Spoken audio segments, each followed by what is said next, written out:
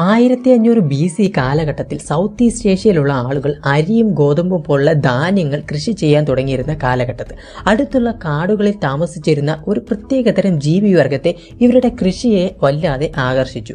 Wild red jungle foul എന്നായിരുന്നു ആ ഒരു ജീവിവർഗത്തിന്റെ പേര്. ഇന്ന് നമ്മൾ കാണുന്ന പൂവൻകോഴികളുമായിട്ട് വളരെയധികം സാമ്യമുള്ളവയായിരുന്നു വൈൽഡ് റെഡ് ജംഗിൾ ഫൗളുകൾ. ആകെ ഉണ്ടായിരുന്ന ഒരു വ്യത്യാസം ഇവ സൗത്ത് ഈസ്റ്റ് ഏഷ്യയിലെ കാടുകളിൽ മാത്രമായിരുന്നു അന്ന് കണ്ടുവന്നിരുന്നത് എന്നതായിരുന്നു. അങ്ങനെ ഇവ മനുഷ്യന്റെ കൃഷിയിടങ്ങളിൽ വന്ന് താമസിക്കാൻ തുടങ്ങുകയും അതിനെ തുടർന്ന് മനുഷ്യർ ഇവരെ ഡൊമസ്റ്റിക്കേറ്റ് ചെയ്യാൻ തുടങ്ങുകയും ആ ഒരു ഡൊമസ്റ്റിക്കേഷൻ കാരണം ആയിരക്കണക്കിന് വർഷങ്ങൾ കഴിഞ്ഞ് ഇവ ഇവോൾവ് ആവുകയും നമ്മൾ ഇന്ന് കാണുന്ന ചിക്കൻ അല്ലെങ്കിൽ കോഴിയെ പോലെ ആയി മാറുകയും ചെയ്യുകയായിരുന്നു. ഈ ജംഗിൾ ഫൗൾ എന്ന് പറയുന്ന സ്പീഷീസ് ഇന്നും ജീവിച്ചിരിപ്പുണ്ട്. സൗത്ത് ഈസ്റ്റ് ഏഷ്യയിലെ കാടുകളിൽ കൂടെ സഞ്ചരിക്കുമ്പോൾ ഇവയെ കാണാൻ സാധിക്കും. ഒരു സാധാ കോഴിയെ വെച്ച് ജംഗിൾ ഫൗളിനെ കമ്പയർ ചെയ്യുകയാണെങ്കിൽ നിങ്ങൾക്ക് ഒരുപാട് വ്യത്യാസങ്ങൾ കാണാൻ സാധിക്കും. Jungle ഫൗളിന്റെ scientific